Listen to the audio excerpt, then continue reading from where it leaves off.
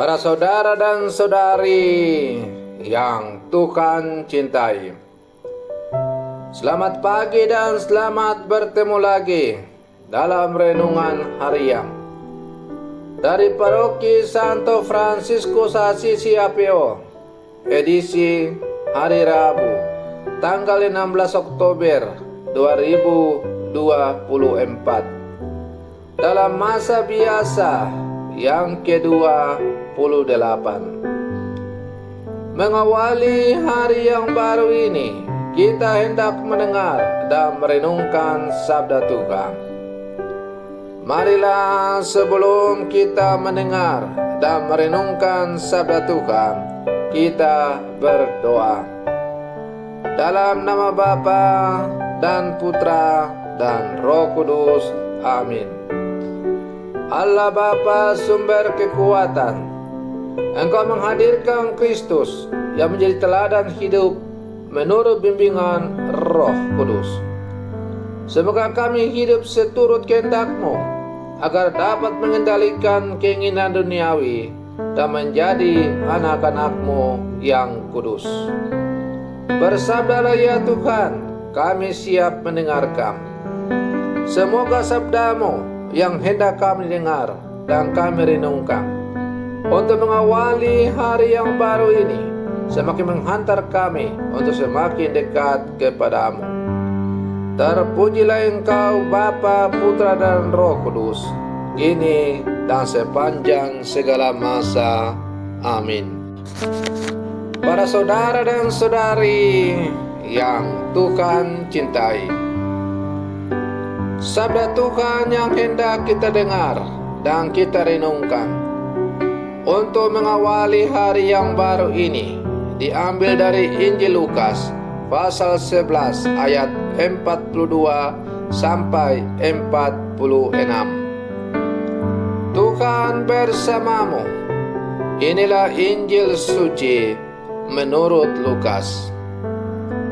Sekali peristiwa, Yesus bersabda, "Celakalah kalian, hai orang-orang Farisi, sebab kalian membayar persepuluhan dari selasi, inggu, dan segala jenis sayuran, tetapi kalian mengabaikan keadilan dan kasih Allah.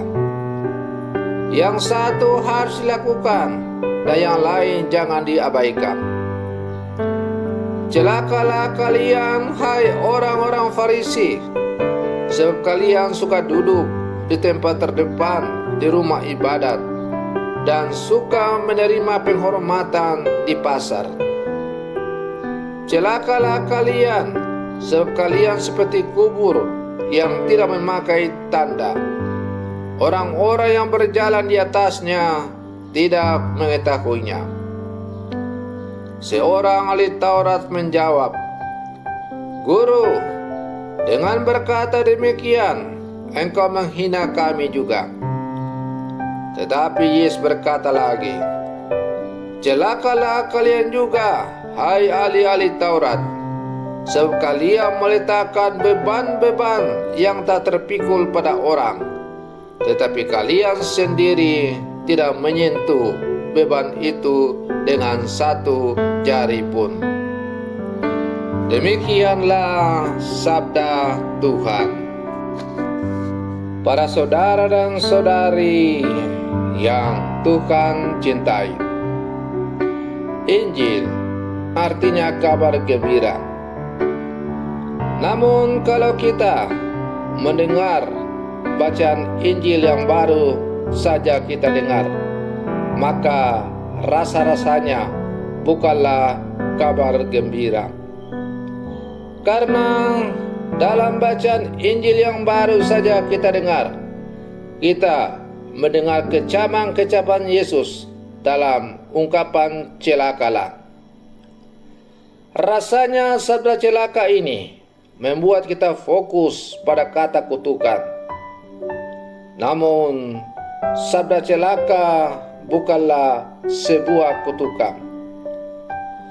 Mungkin lebih tepat sabda celaka itu kita pahami sebagai sebuah ungkapan penyesalan atas sikap seorang yang sekarang terbuai dengan surga palsu, tetapi tidak paham akhir penderitaan yang akan dialami. Sabda celaka itu ditujukan kepada orang-orang Farisi dan ahli-ahli Taurat yang hanya memperhatikan dan merawat aspek lahiriah dalam hidup religius atau hidup beriman, namun tidak serius merawat aspek batinia dan makna mendalam dari setiap praktek hidup religius yang ada, seperti tanda makam, persepuluhan, kebiasaan duduk, atau ajaran-ajaran yang membebani hidup orang kebanyakan. Saleh dari luar kelihatannya, namun salah dalam pemaknaan dan penghayatan. Para saudara dan saudari yang Tuhan cintai, kesalehan semua itu juga dapat kita alami dalam penghayatan hidup keagamaan kita sebagai murid-murid Yesus yang hidup zaman sekarang, ketika kita hanya mampu terpaku pada praktik-praktik agama yang kelihatan. Kita mengikuti misa, ibadat, doa pribadi, adorasi, devosi, doa rosario, aneka kursus, dan aktif dalam gereja. Namun isi dan makna kegiatan tersebut kurang berdampak pada sikap dan perilaku kita, termasuk juga relasi kita dengan orang lain. Semua praktek itu tidak salah, namun kurang kita dalami, kurang kita maknai. Untuk mendalami setiap praktek hidup keagamaan, kita perlu belajar, merenung, menangkap makna yang ada di dalamnya. Kita perlu sadar bahwa hidup keagamaan itu seharusnya berdampak pada cara berpikir, cara hidup, sikap, dan perilaku kita dalam kehidupan sehari-hari.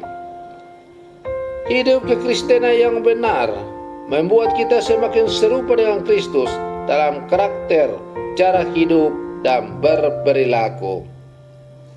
Para saudara dan saudari yang Tuhan cintai, maka sebagai murid-murid Yesus, orang-orang yang percaya yang hidup zaman sekarang, kita diajak untuk menseimbangkan kehidupan beriman kita antara apa yang dikatakan dan apa yang kita lakukan secara nyata dalam hidup hendaklah sesuai dan seiring sejalan.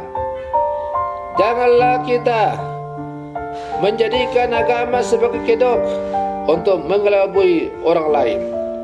Kita rajin menjalankan praktik keagamaan, tapi ternyata itu semua hanya kedok untuk mengelabui sesama. Hati kita tetap penuh dengan kejahatan-kejahatan seperti benci, dengki, iri hati, dan sebagainya.